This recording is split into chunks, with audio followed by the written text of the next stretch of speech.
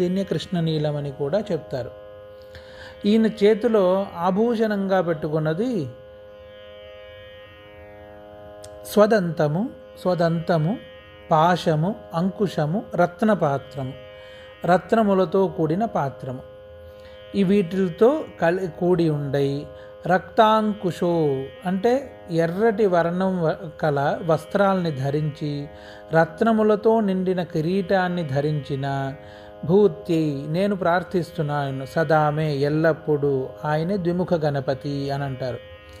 స్వదంతము అనగా రాతని రాసేవాడు, కలము అని అర్థం. బ్రహ్మలిఖితమైన కొన్ని విధి విషయాల్ని కూడా మార్చి మంచి మార్గాన మన విధి లిఖితాన్ని మార్చగల శక్తి ఉన్నవాడు.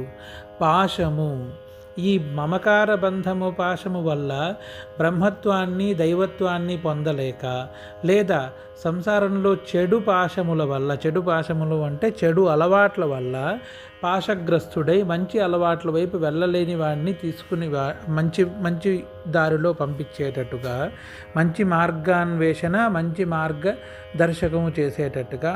అంకుశ అంటే దండంతోనైనా కష్టంతోనైనా సన్మార్గాన్ని ప్రేరేపింపగల.